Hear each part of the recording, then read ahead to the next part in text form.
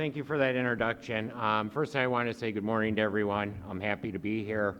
Before I delve into the presentation, just because we've got a diverse audience out there, I'll mention just a few words about EIA's mission and what we do, and then I'll delve into the presentation, which I'm sure you're all eagerly anticipating the results of. So, EIA is the statistical and analytical agency within the Department of Energy. What we do is we collect, analyze, and disseminate energy information in an impartial and independent way. We do this in order to promote sound policy making, to increase efficiencies in markets, and to educate the public about the role of energy, how it interacts with the economy and with the environment as well. The scope of what we cover is very diverse. It not only includes supply, but it also includes end uses and flows between sectors. And in addition to the data collection and dissemination efforts, we do a regular set of weekly, quarterly, and annual reports. We even have a daily Today in Energy article as well. So in addition to those analytical reports, sometimes we do special reports, but in addition to those analytical reports, we also have a short-term energy forecast that's produced on a monthly basis. We just came out with that a few days ago. We do an annual energy outlook, which we released in January of this year. And today what I'm going to talk about is our international energy outlook. And what these outlooks do is they present long-term projections. In this case, what I'm going to talk about today out till 2040. So in terms of the presentation itself, okay, I can see right there, great. Okay. I'm going to start out with the key takeaways. I'm going to talk a little bit about the uncertainty inherent with long-term energy projections and talk about what's new for this IEO in terms of the time period covered, at least with our detailed data on the table browser on AI's website, and what we're going to follow up this annotated slide deck that's being released this morning with. And then I'll dive into the more detailed results. So starting out with the key takeaways, world energy consumption increases from 575 quadrillion BTU in 2015 to 736 quadrillion BTU by 2040.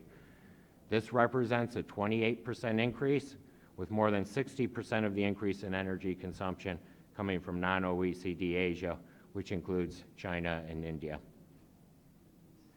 More than 60% of the increase in energy consumption comes from China and India. And if you look at the sectors of where the demand is, the industrial sector still accounts for over 50% of delivered energy consumption in 2040, despite the fact that we see higher growth in the demand for residential and in the demand in the residential and transportation sectors. Transportation energy use rises by nearly 30% over the projection, with almost all the growth occurring in non-OECD regions. There are two components to this growth. The first is personal transportation services. As incomes rise in many of these non-OECD regions, we expect a greater demand for transportation services. There also is a freight component associated with this, that in order to meet the needs with rising standards of living, that more shipping is needed, more transportation is needed in order to get goods and services to final customers. And for the producers of these countries, as they become more further integrated into global supply chains, more transportation is required in that aspect as well. Turning to the supply side, you see renewable energy being the world's fastest growing energy source, increasing an average of 2.8% a year over the projection period. To put that in a bit of perspective, nuclear energy is the second fastest growing source at 1.5%, and liquid fuels only increases by 0.7% on average a year over the period. Despite this large growth in renewables, fossil fuels remain dominant, and at the end of the projection, they continue to supply about 3/4 of the world's energy needs. Out of fossil fuels, natural gas is the fastest growing fossil fuel, with global consumption increasing an average of 1.4% a year. Turning to coal, coal use remains flat over the projection period, as declines in China are largely offset by increases in India and other parts of Asia. Finally, turning to world energy carbon dioxide emissions, these are projected to grow by 0.6% a year on average, which is much lower than the 1.9% growth rate that we were seeing over the period of 1990 through 2015.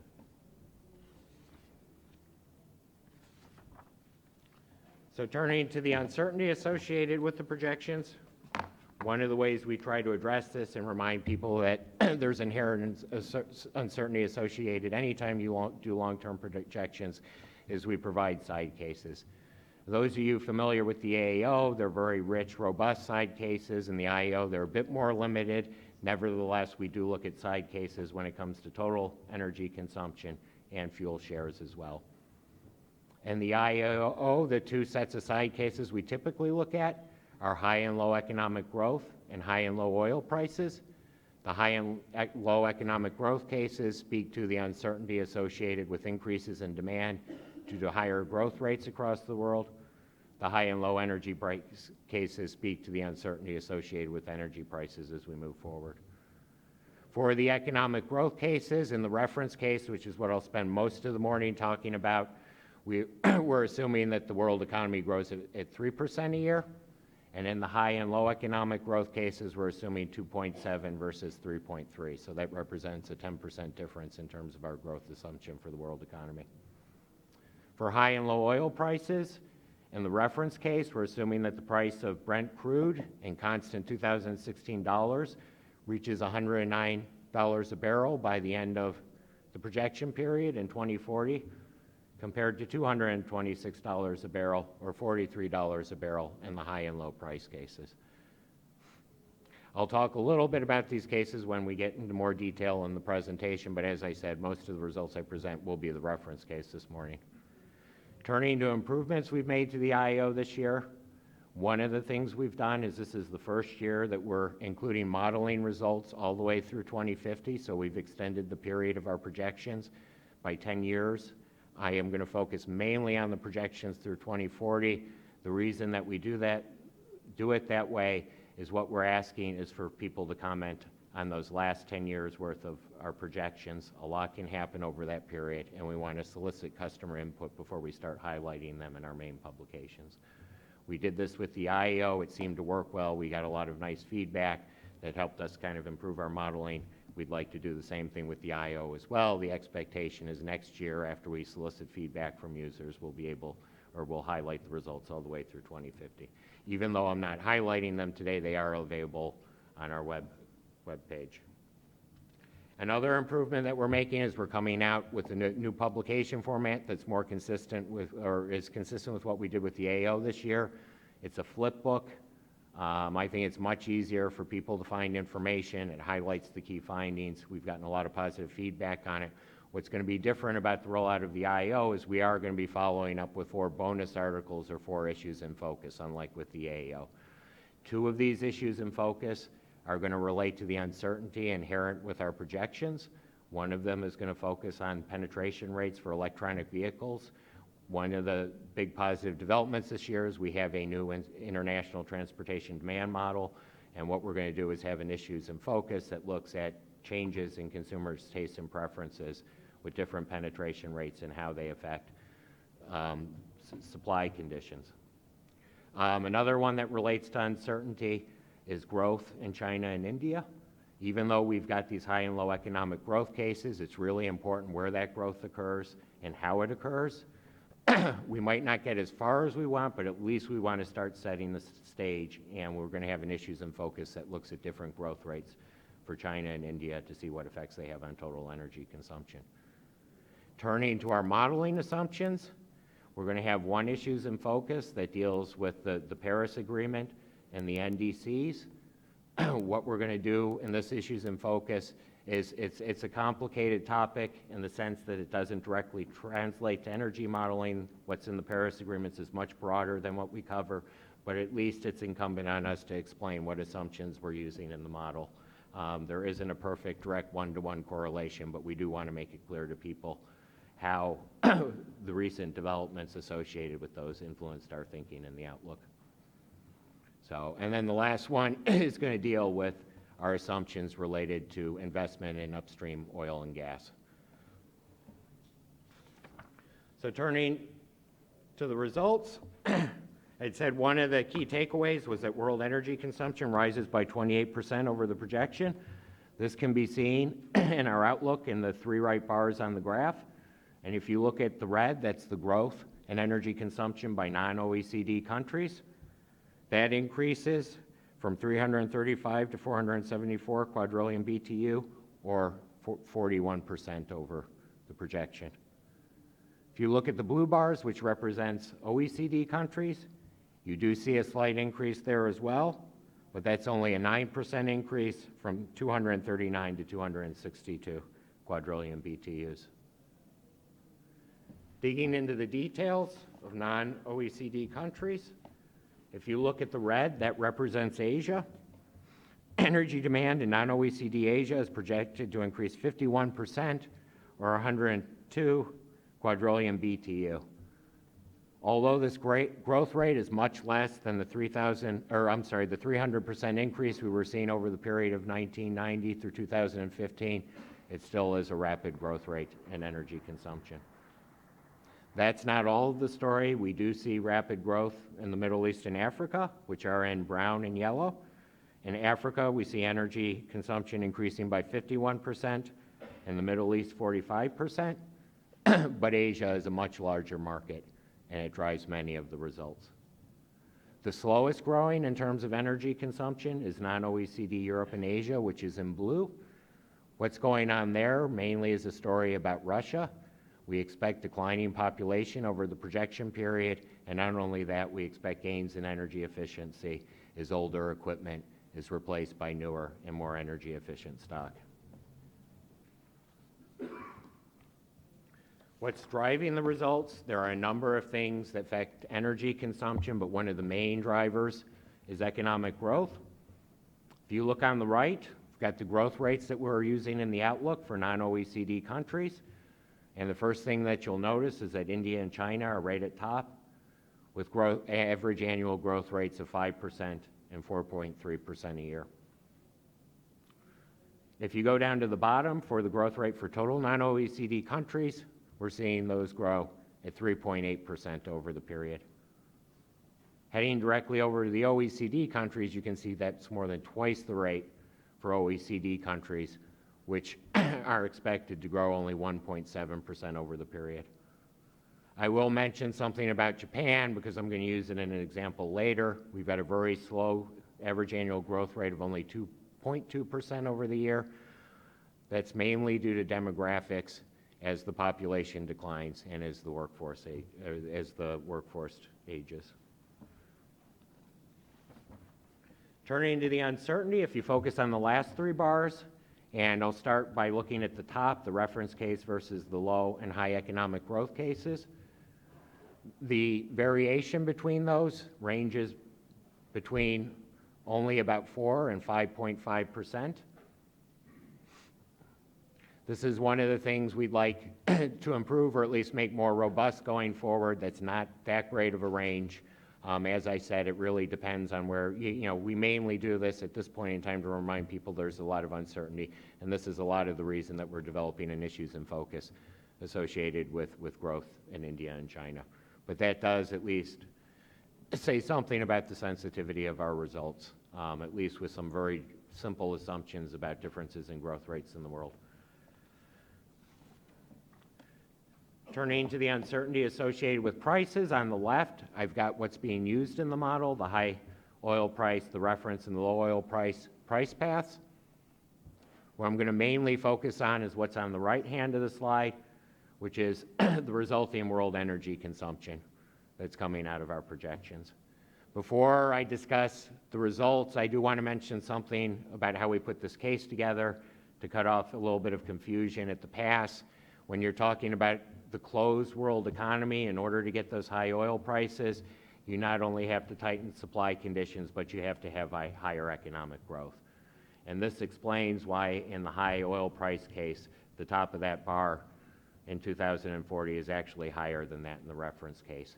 You do see with higher oil prices, fuel switching, there is some incipient pressure to limit economic growth, but what we see in our high oil and low price cases is the increases in growth and the demand overcoming and being much more strong. What you do see, though, is a narrowing of that range because you not only have the demand factors, but you have some supply-related factors in there as well. We do see some fuel switching between liquids and other forms of energy, and that switching is on the order of about 3 or 4% between the cases. Another key takeaway was the industrial sector continues to account for the largest share of energy consumption in 2040. That can be seen with the orange bars. Energy consumption in the industrial sector increases by 0.7% a year on average as you go throughout the period. Most of that comes from non-OECD countries. In fact, about 90% of it.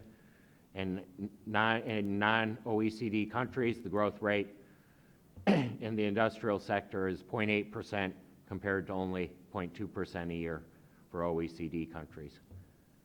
You can compare that to transportation in blue, which is projected to increase by an average of 1% a year, and buildings in green, which is projected to grow by 1.1% a year. Turning to fuels, I had made the claim that fossil fuels will remain dominant by the end of the projection period. You can see that by looking at the top line, which is petroleum and other liquids, which does grow over the period by that 0.7% a year that I mentioned. And you can also see that by the growth in natural gas, which is shown in blue, the fastest growing fossil fuel at 1.4%. You see that dramatic increase in renewables of 2.8% a year. And what you can also see is the growth in nuclear and the fact that coal declines only slightly, that it's relatively flat, unlike history. Turning to energy-related carbon dioxide emissions, if you look at this graph in the red, the rate decreases. Much of that decrease in the rate comes from non-OECD countries. A lot of it is due to fuel switching in the electricity sector. We're seeing strong growth in transportation demand in non-OECD countries, which lead to more carbon dioxide emissions, but what we are seeing is a growth in the share of renewables and the use of natural gas and electricity generation. That's the big change. Carbon dioxide emissions remain relatively flat in terms of the rate going forward, and the main story is related to non-OECD countries. Now, one of the things you can do to talk a little bit more about this topic is you can actually relate carbon dioxide emissions to economic growth. We're seeing expecting large growth in non-OECD Asia and other non-OECD countries. Those are mapped out in the first two panels, and the way that you can relate that to carbon dioxide emissions is think about energy intensity and carbon intensity. So one way that you can lower the rate of emissions with the same level of production or growing production is to actually use less energy in the production of those goods and services. So what energy intensity measures is the amount of energy that's needed to produce a dollar's worth of final goods and services in the economy. And one way you can get reduced emissions is actually to be able to produce those goods and services using less energy. Carbon intensity speaks to the fact that for that unit of energy you need to produce a final good and service, you can actually produce it in a way that provides less carbon dioxide emissions. And what you see is one of the big changes here is that energy intensity, both in non-OECD and OECD countries, has been decreasing for a while in both sets of regions in the world. But what's different going forward is that the carbon intensity associated with the non-OECD world is dropping. Digging into a little bit of country level detail, I'll focus primarily on China, India, and I'll mention something about Japan. The orange bars show per capita GDP, and the blue bars show energy intensity. In the cases of China and India, we have those large increases in GDP. We have that rising standard of living, which is roughly measured by per capita GDP, but we're also seeing large decreases in energy intensity, which are at least scaling back a little bit the amount of energy consumption that would typically be associated with those higher levels of GDP if you didn't have those gains being made. Japan's an interesting case in the sense that almost nothing is going on there. I had mentioned that Japan was only expected to grow about 2.2% a year. We're not seeing large increases in energy intensity because Japan already is one of the most energy efficient countries in the world. So Japan remains relatively flat and on all accounts. Turning to liquid fuel markets. Petroleum and other liquid fuel consumption grows by 18% over the outlook, and that essentially all is coming from non-OECD countries. In non-OECD countries, economic and population growth causes the demand for liquid fuels to increase by 39%. That can be seen in the red. But if you look at the blue, overall OECD consumption of liquid fuels actually decreases by 3%. More than 80% of the increase in consumption in non-OECD countries comes from non-OECD Asia.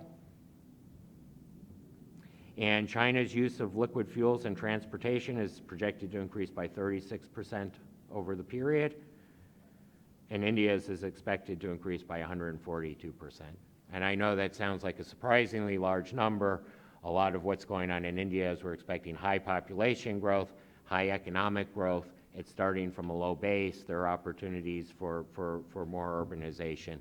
So I know, like I said, I know it sounds like a really high number, but you know, it's in some sense, it's almost the perfect storm in terms of energy use associated with transportation demand.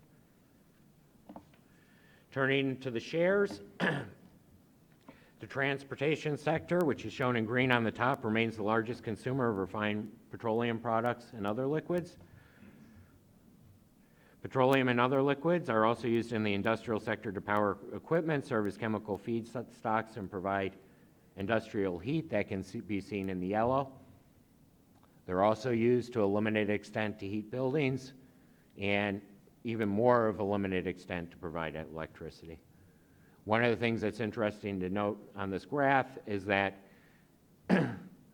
even though the levels increase over time for all fuels with the exception of the use of liquid fuels and electricity, even though they increase, their shares remain relatively constant over the projection period. Turning to where these liquid fuels are coming from. Initially, in the beginning part of the period, it's coming from other liquids. I'll turn to that in a second. There's a real interesting story associated with that. And then later in the period, it's coming from oil production, primarily from OPEC countries. So the interesting story, as the world produces natural gas, there are other hydrocarbons that come out of the streams that are pulled out of the ground.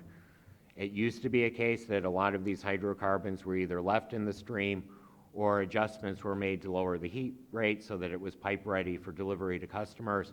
What's happened is there's been more natural gas production as well-defined markets have developed for some of these other hydrocarbons, and a lot of investment has been made in order to pull them out and to find uses for them. In terms of providing heat, transportation, or chemical feedstocks. So the big increase we see in other liquids is in natural gas plant liquids.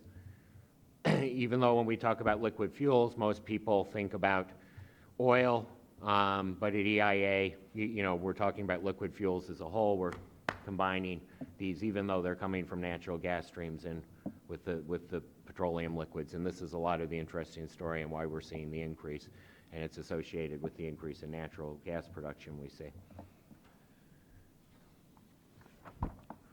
Where is the oil coming from? For OPEC countries, it's mostly occurring in the Middle East. We don't see much growth in North Africa, West African, and South American OPEC members.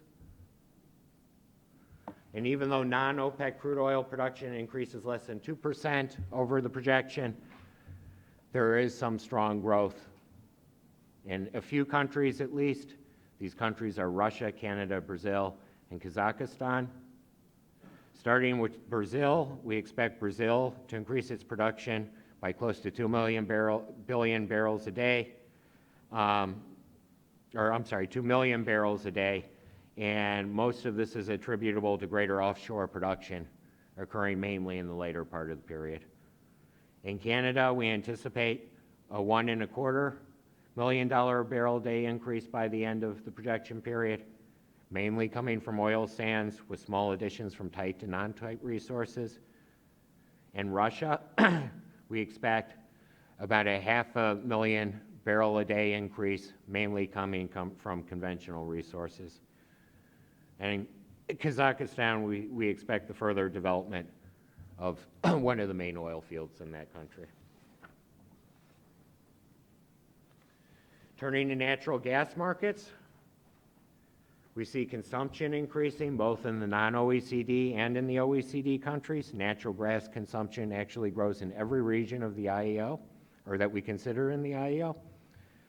In non-OECD countries, as you can see with the red line, it increases at a much more quicker rate at an average of 1.9% a year, compared to the OECD countries where it's projected to increase only 0.9% a year on average.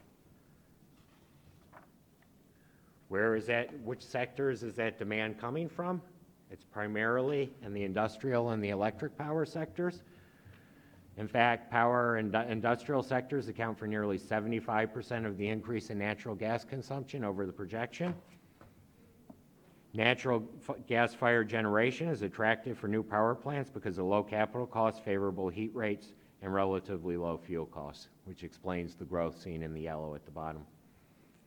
Natural gas-intensive industries such as chemicals, refining, and primary metals are expected to expand over the period, particularly in non-OECD regions, and that explains the increase in brown for the industrial sector. We do see a little bit more use of natural gas in transportation. This is related to international agreements on sulfur fuel requirements, limiting the amount of sulfur that can be in fuel in maritime shipping. Some of these rules are going to start taking effect within the next few years, and what we see is certainly towards the end of the period, at least some fuel switching, some liquefied natural gas being used as a bunkering fuel. It's not only driven by the new fuel requirements, but also the fact that there's a long enough time period for some of the stock of ships to turn over, and we expect low natural gas prices through the projection period. Where is all this natural gas going to come from? Primarily from the Middle East, United States, and Canada, which we project is accounting for more than 60% of the world increase in natural gas production. In the Middle East, it's primarily from Qatar and Iran. In the United States and China, we expect it to mainly come from the development of shale resources. In Russia, we expect it to come from increased use of resources in the country's Arctic and eastern regions. I will mention as well that we do see Africa increasing production as newly developed offshore fields in Mozambique and Tanzania increase production, more starts coming online. Shale and tight gas become increasingly important to gas supplies, not only for the United States, but also for China and Canada. And if you look at shale gas for the United States, which is in red on the right, you'll see the growth there. In 2015, natural gas from shale resources in the U.S. was about 50%. By the end of the projection period in 2040, we expect 70% of U.S. supplied natural gas to come from shale resources. Shale resource development also plays an important role in China. You can see that increase in red for China in the middle, and we expect by the end of the period nearly 50% of China's natural gas production to come from shale resources. In the case of Canada, future natural gas production is expected to come mainly from tight resources from several regions in British Columbia and Alberta.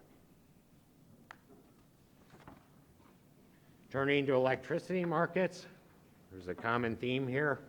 You're seeing a greater increase in non-OECD countries. A lot of this is due to increasing standard of livings, There also are a number of these countries like India that are making serious efforts to further electrify the country. The growth rate in electricity generation in non-OECD countries is expected to grow 1.9% a year on average. That's seen in red, versus only 1% a year on average in OECD countries. If you look on the right-hand side, most of the increase in use is expected to be in the residential and commercial sectors. One thing I will mention is we do see more of a doubling of use of electricity and in transportation, but it's starting at a very low base. So by the end of the projection period, delivered energy to the transportation sector is still only 4% by the end of the projection period. Turning into the sources for generation, I'll focus mainly on the right-hand side, but I do provide the total levels on the right-hand side. I do provide the total levels on the left. You can see coal, which is in black, getting squeezed out by natural gas and renewables. So we see a large increase in the share of renewables and electricity generation and in natural gas. So even though coal's share in electricity generation remains relatively constant over the period, as the needs and the generation increases, coal constitutes much less a share as it gets squeezed out by those other two sources of generation. Where is the growth in renewables coming from? Wind and solar dominate growth and represent 2/3 of the related capacity additions in 2040. If you focus again on the graph on the right, you can see hydropower's share of generation falls from 71% to 53% in 2040. You see the large growth in solar and wind. Generation from non-hydro renewables, which include solar and wind, increase an average of 4.7% a year.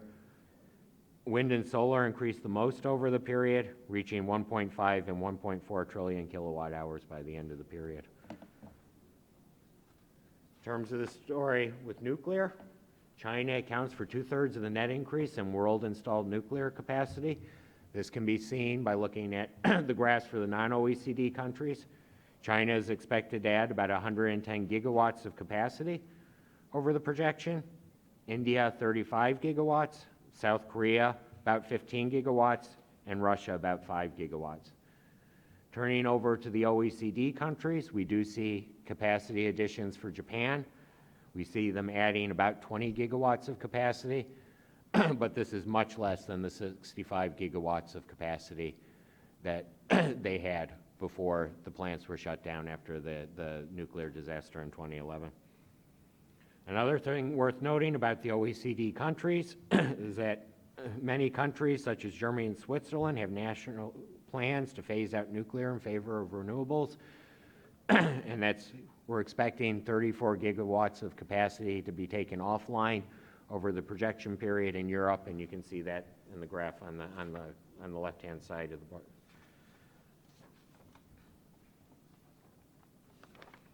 Okay, turning to industrial and buildings. Focus mainly on the non-OECD. Again, two things worth noting here is that natural gas use increases in non-OECD. It still remains a very competitive fuel for use in industrial processes. One of the things that is interesting to note about this graph is coal, which was getting squeezed out in terms of shares in electricity generation, doesn't get squared out nearly as much. It only declines slightly over the period because fuel switching opportunities are rare in the industrial sector, and the amount of new equipment such as boilers that can use other fuels is relatively small to the industrial base. So one of the interesting things of this graph is because the opportunities are rare, that coal stays relatively constant. Turning to residential and commercial sector energy use. This is basically residential homes. Our commercial sector includes retail space. Non-OECD Asia, as you can see looking at the red parts of these two graphs, non-OECD Asia accounts for more than 50% of the world increase in residential and commercial energy use, as per capita income increases by about 3.7% a year for the region as a whole. Despite slower economic growth than in the past, China accounts for 46% of the increase in residential consumption and 30% of the increase in commercial consumption.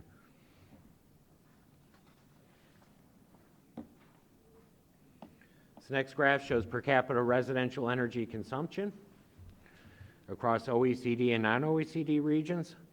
One thing that's worth mentioning is that per capita residential energy consumption remains higher on average in OECD countries. There's greater spending on energy-intensive services such as heating and cooling. But as we go over the projection, per capita residential energy consumption decreases by about 0.1% a year. Compare that to non-OECD, where per capita residential energy consumption increases by 0.7% a year. One of the things I like pointing out with these sets of graphs, if you look at non-OECD, per capita residential energy consumption is greatest for Russia. That's largely due to a great need for space heating. The equivalent on the OECD side is Canada. You notice that they have quite large per capita residential energy consumption. And then going back to non-OECD, you see that the Middle East has high per capita residential and energy consumption because of cooling needs. Turning to transportation, motor, gasoline, and diesel continue to dominate the transportation fuel mix. The use of refined petroleum and other fuels as a share of transportation energy delivery decreases from 95% to approximately 88%. Two other things worth pointing out is in the red bar in the bottom, we do see a large increase in jet fuel as demand for air travel increases. This is a story both across OECD and non-OECD regions. And if you look at the top with electricity and natural gas, which is in green, is a little bit in there, we do see the use of these fuels almost tripling, but again, they're starting at a fairly low base. Turning to passenger transportation demand. Anytime you talk about energy use with transportation demand, there are two counteracting forces. The first is increases in demand and more vehicle miles traveled. The second one is energy efficiency. In OECD countries, there are stricter energy efficiency requirements. Not only that, growth in transportation demand is expected to be much slower than in non-OECD countries. And with those two counter-opposing forces, it turns out to be the case that the energy efficiency slightly wins out. So we see transportation energy demand decreasing by 4% in OECD countries. Turning to non-OECD countries, you see a much different story with those large rates of growth and those large increases in transportation demand. If you look particularly at light duty, which is in blue, you can see that increase that comes with the transportation demand. As the increases in transportation demand lead to a lot more vehicle miles traveled that totally outstrip the gains that might be made through energy efficiency. Turning to freight demand, focus again mainly on the non-OECD countries. We see a large increase in marine transport over the period. And what we also see as well is a shifting more towards heavy-duty vehicles as road and infrastructure is developed to support these vehicles. So as these roads develop, more heavy vehicles can travel on the road. It's quicker to get places. So we do see a shift in terms of the types of trucks that are used for freight transport. So it's the main part of my presentation. I do want to remind people that we will have these issues in focus coming out over the next couple of months, that one of them will focus on transportation and electric vehicles, the other on economic growth rates. The other two will focus on investment in oil and gas resources and how the Paris Climate Agreement factors into our projections. These will come out over the next few months. And if you want to keep informed and know exactly when they're coming out, I'm providing at the bottom of this slide, and I'll leave it up here at least for a while, a link that you can use to get email notifications for when anything new occurs with the AO. And if you sign up at this link, you'll be able to receive immediate notification when those reports are ready. So, thank you. So, Ian, terrific job.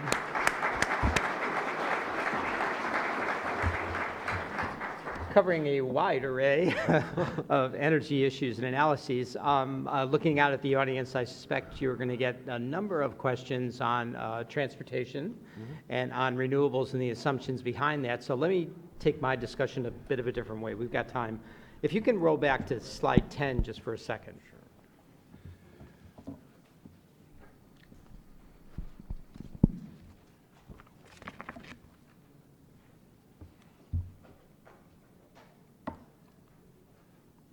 Yep. Oh, I'm sorry, so it's 10 in my deck. This is the one. Okay, okay. That's it. Okay. So a lot of people are going to wonder on the assumptions. And by the way, so this was embargoed for release till 10 o'clock this morning. You can find it on the EIA website in its entirety, including the tables, the 2050 numbers, and the analysis that goes with it. But for purposes of this discussion, the high oil price case. So if you take us from 2017 to 2020, how do we get to $150 plus? Is that a disruption? Is that underinvestment? What are the assumptions that lie behind that? A lot of it is the tight oil supply, that resources don't play out quite the way that we feel. And then a lot of that is the demand story as well, much greater growth that kind of outstrips. So you have to have, as I said in this case, you have to have generally both much tighter supply and larger growth as well.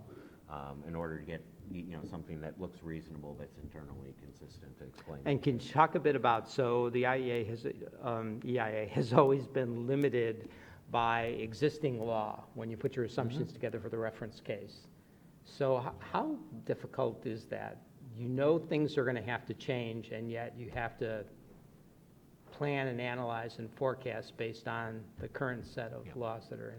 I'll start out, even though this is a discussion about the international energy outlook, I'll start out with what we do in the AAO and then talk about how it's a little bit different with the IAO. It's to use the current laws and policies, it does create differences with other forecasts. And generally what you see is a little bit more demand sometimes than other forecasts. Sometimes you see a little bit higher oil prices as well. But we do think it's important to at least look at current laws. We're trying to project what's going to happen with energy markets, and when it does come to policy uncertainty and things like that, and we're policy neutral, we're not a policy shop, we try to address those with side cases that are informative. And I think the side cases are a terrific idea because it's sensitivity analysis more and more as you look out where you need to go, and to give the range of options for policymakers and what the conclusions look like. That's just critically important. There's a second slide, so flip ahead one or two.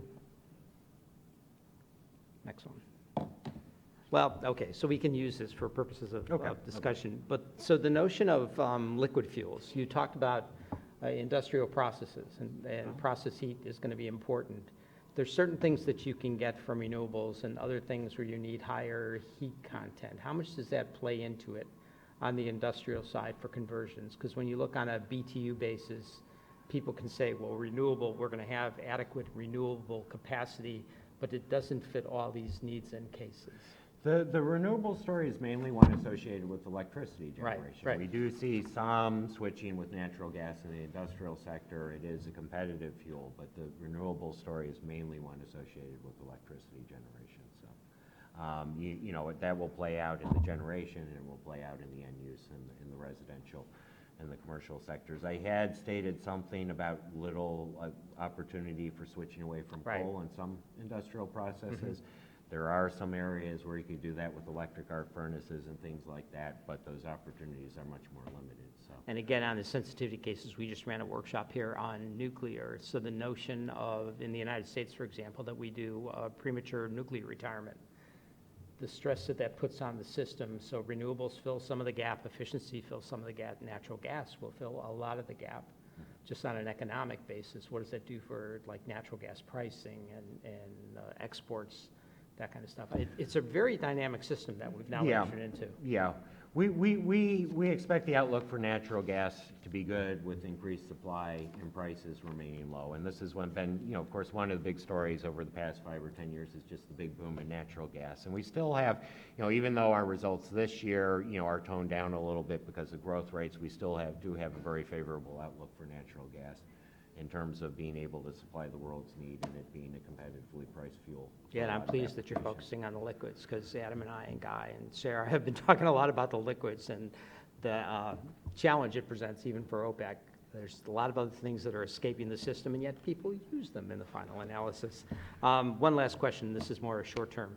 So we just came off Harvey and Irma, and I would say that the government did a great job in terms of the updates that were provided in great detail. As people look forward, and you're responsible for the reliability and accuracy of data, the amount of trading that goes on or the price movements that go on, even in a conventional, fundamentally sameness model for some of this stuff, it's attributable to where you get the data, how you analyze the data, Yep. right? Yep. So what are you doing at EIA to make those improvements? I know like the productivity report on wells was a great step forward, the analysis that you're doing. How do you stay up with the changing environment? I think a lot of it, and one of the things that's really interesting and nice about EIA, and before I came to EIA, I worked for another statistical, agency, the Bureau of Economic Analysis, and a lot of our data came from survey data, and we were kind of envious of EIA to be able to scrape data off the web to find alternative sources. And one of the things that's really nice about EIA is that, we do collect our own survey data, for residential and commercial energy consumption. We do collect prices from various private sources, but we're constantly on the lookout seeing what's out there. The one difficulty that does pose, and I think one place where there is value for EIA, is a lot of times this data is unstructured. It doesn't have much context to it. So when we do find, sources of data on the internet, we do like to look at it, make sure that it consistently fits in and we understand exactly what it's measuring. Because a lot of times with the data you find on the internet, it needs to be benchmarked to something, it needs to be quality checked, it needs to be given that structure. But a lot of it is just looking at as much real-time data as we can, developing relationships. A lot of the data we do produce comes from private sources as well. It's not just a government agency collection effort. So in a public forum, you want to give a cautionary note on weekly data? I'll let John do that. John, would you like to make a comment? So the only thing I would add to what Ian said is, as demand for information changes, EIA is constantly sort of reauthorizing these forms. And we have our analysis jobs work with our data shop to try and understand what the data needs are for the policymakers and the country to make decisions. And hopefully, as we reauthorize forms, we're always asking for new and different information to help us get. Yeah, what do we really need? Yep. In addition, we're searching, the web. As Ian says, a lot of new sources of data are out there. We try and acquire them. We try and work deals. We provide whatever we can to the public so they have that information. And it's been very useful for us to do our analysis, especially in the near term, short term. Excellent. I think you're doing an excellent job. All right, so let me open this session up. We have a couple of quick rules here. Sides of the audience, so wait for the microphone, raise your hand, identify yourself and your affiliation, and to the extent you can ask your question in the form of a question, we always find that to be helpful. So, go ahead. I'm going to start in the back of the room. Hello, thank you very much. This is Gabriele Barbati from Voice of America. I wonder, what are your expectations for oil production in the Middle East and specifically Iran, please? Thank you. Over the next 24 months. No, I'm only kidding. What I will say, and I think it's a little bit more, of a short-term issue, is that we're looking at long-term projections. We do expect more production to come out of that area. I think the issue is, and the difference, and the place you'd want to look is in our short-term energy outlook, to get some sense. But I think some of the concern with what's going on there, for long-term projections, we're looking at the period of 2040. You know what I mean? So this, a lot of those more short-term things. We do, as we develop the IEO, we do think about current conditions, try to assess how long they might last. Generally, anything that's happened within the past 2 months won't get into those assumptions because we do have to close the door. But, a lot of these issues, which are more shorter, midterm issues, I don't want to say they melt away, they go away, they don't inform our long-term projections, but you know what I mean, they're less acute of an issue, so. Yep. We're going to come down to the third row. We got 2 questions right Hi, thank you. Sam McLeod at King's College London. So my question, if you could go to slide 10, please, is about your sort of headline number on total energy consumption. So in last year's IEO, the total energy consumption was 815 quadrillion BTUs. This year, in the high growth case, you're below 800 quadrillion BTUs. If it's not GDP, then what are the drivers in that reduction? Is it energy intensity? And if so, then what are the drivers in energy intensity? This comes down to, and I probably should say something about comparing this year's outlook to last year's outlook.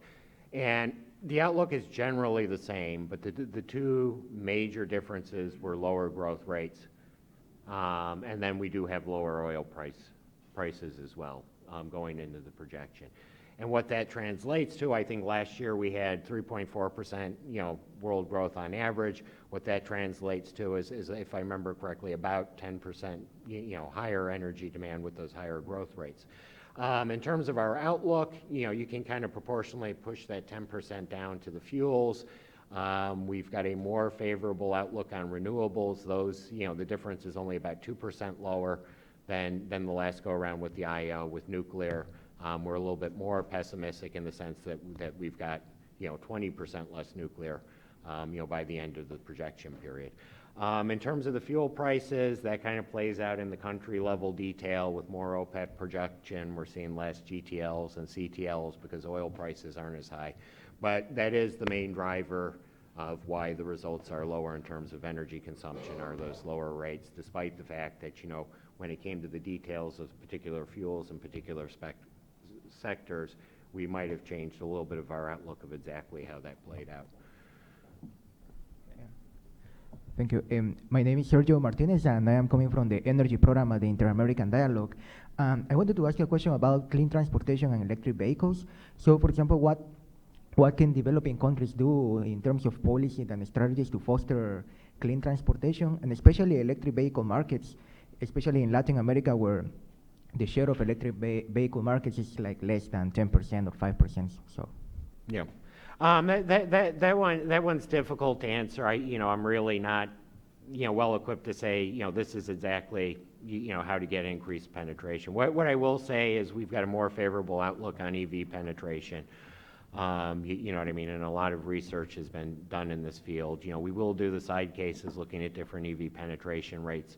There are a lot of factors here. There's the technology factor, there's the demand, there's developing the infrastructure to support it. Some countries like Finland have many more electronic vehicles on the road because they've spent a lot of money to develop the infrastructure and to support it. I would kind of turn to those sources and those experiences if you're interested in seeing what might be done to encourage the use of more EVs. Yep. Just pass it behind you, Mark Finley. Thank you very much, Mark Finley with BP. Ian, just first, thanks to you and your colleagues at EIA for producing yet another excellent piece of work and a really valuable contribution to the energy discussion. It's very much appreciated and a real resource. You mentioned shale in the context of natural gas, but not oil. And I noticed that your forecast for U.S. oil production, eyeballing the chart, looked like it grew by about 2 million barrels a day in total between now and 2030. That's kind of 2 years worth of steel forecasts. And so I'd be interested in your forecast for, can you tell me more about the tight oil dimensions of your forecast? We have, and I'm going back to the IO that we released in January. Part of what you saw is a little bit of the artifact of how it was binned. But we do see oil production, from the U.S. being relatively flat in later years of the projection period.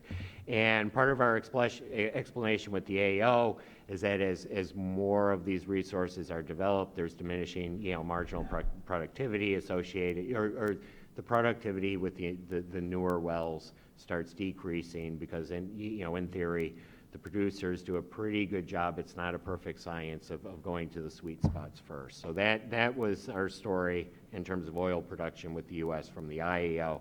Basically, even though it declines a little bit and there was a hump, we said it was relatively flat in terms of the long-term outlook. So. Why don't you pass it that way, and then let's switch to that side of the room. Right in front of you. Thanks. Srikanth, Northeast Clean Heat and Power Initiative. This is regarding where you had mentioned that the per capita residential demand for energy For India, it's projected to be low even in 2040. What are the reasons? Is it because of the access to energy, or is it because of improvements in energy efficiency? Because the government of India is focusing a lot on energy efficiency improvements, but at the same time, energy access is still an issue that remains to be resolved. So why is the per capita residential demand for energy in India still low in 2040? I'll generally mention something about just what I know, and then I'll turn it over to one of my staff members to see if they, if they want to add a little bit to it. We're certainly aware of the facts that there are many reforms, and access to electricity, the electrifying villages is an important aspect. In terms of long-term projections, you know what I mean, we've got to think about it. We've got to think about, how that's going to occur. I'll have to look more specifically and get back to you unless anyone can fill in on exactly what's going on in India. But I do know that it was a factor that was taken into consideration. All these reforms that were planned, including the electrification and the delivering of more energy services to to more of the rural parts of India. So like I said, come up afterwards. I'll give you my business card and I'll hook you up with exactly who can help you out with exactly what we did and what our thinking was on India.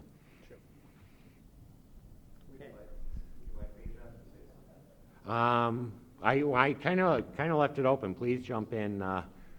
Yeah.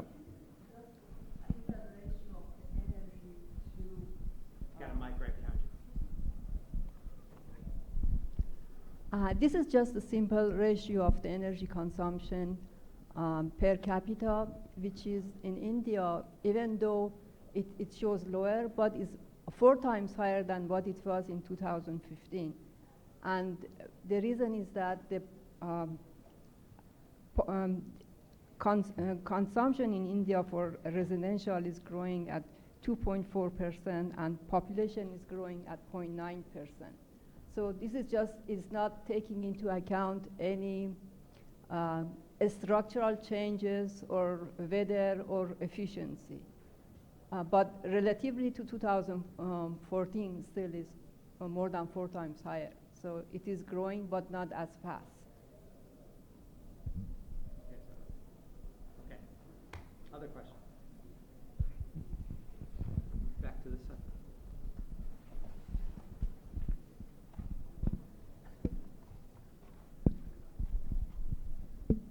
Two rows back. There you go.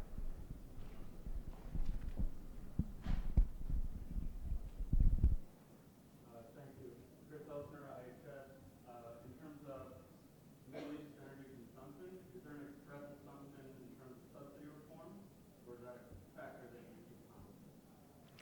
It's considered in our outlook. There's the big Saudi, 2030. There's, discussion of some reforms in the Middle East. That is considered, in terms of thinking about economic growth and how we think, that was one of the areas where we did expect growth, both economically and in terms of energy consumption going forward. So though, anything, with the exception of something that might have happened within the past 2 months, it is kind of factored into our calculation going forward. I'm not going to weigh in on, what I mean, how well I think they go, but we do see, at least economically, what I mean, an increase in energy consumption in those regions. And, what I mean, in terms of the potential political, what we do, let me state it this way, is more of a meta-analysis and, thinking about the long-term trends rather than, judge individual, what I mean, whether, this definitely is going to work or not, so. So going back, you talked about one of the side cases you're going to do the articles on the Paris Climate Agreement. Mm-hmm. Treating the INDCs, fait accompli, INDC plus going forward, what do you do to match the numbers? What is that analysis going to look like? The 3 things that make that really difficult is, first of all, the Paris Accords covered much more than just the energy-related carbon dioxide emissions that are included in our modeling systems. A second complication is that, you know what I mean? Sometimes the targets aren't altogether clear, or, you know, you're not sure how they're going to get there, and they're grouped in different ways to get across different countries. And then a third complicating factor is, even though, you know, you can map some countries individually one-to-one, we deal with regions in the WEPS area. What I will say, you know, without pointing fingers at any particular country, is that there are some regions where we don't assume that it's a binding constraint. You know what I mean? And part of that is based on history. You know what I mean? We do make some adjustments if their goals have adjusted, but I will say this without pointing fingers, it isn't the case that every single country that has made an agreement necessarily reaches its targets. Well, because we've even discussed, you know, the interplay on trade agreement and sanctions, what that does to economic growth assumptions globally, and how that translates into energy demand and flows, right? And as Lynn knows, the whole notion of U.S. light oil with refineries configurations, what are being built now, what people are going to use, and then the separate gas stream. I mean, this is getting more complex as we move forward. Other thoughts here, folks?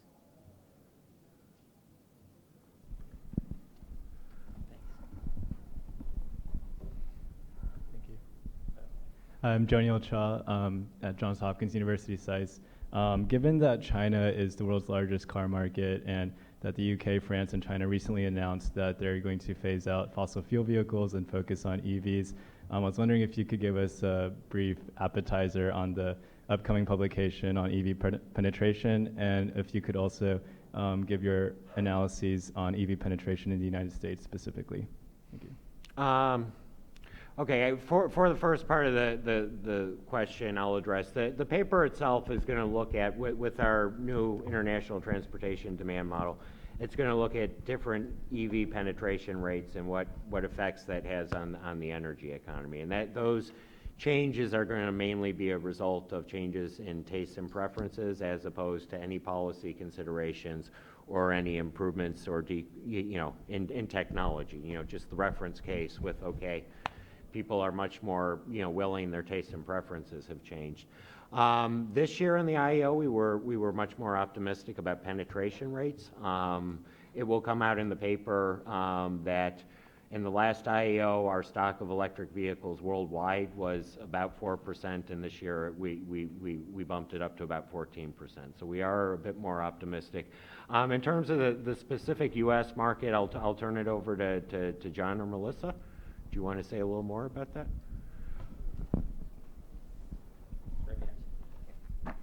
So in the U.S. market, all this information's available in the AAO, but we're still at a little less than 10% of battery electric as well as plug-in hybrid electric. And a lot of that is going to be driven by your ZEV mandates as well as the CAFE standard. As far as all the mandates, as Ian was talking with the NRDCs, with not really knowing how they're actually going to do them, they're not for the mandates, they're not binding laws. And so in the countries or regions that have said that they have those, we definitely see more penetration of electric vehicles, whether it's battery electric or plug-in hybrid. However, we're not assuming that in 2030, India is only going to be selling electric type vehicles. So we do see more favorable adoption in those countries and regions, but not 100%.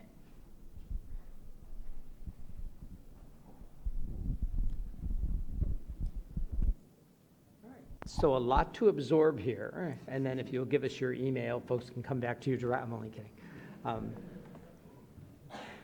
We look forward to the EIA presentation because it's one of the kind of landmark presentations that we use here.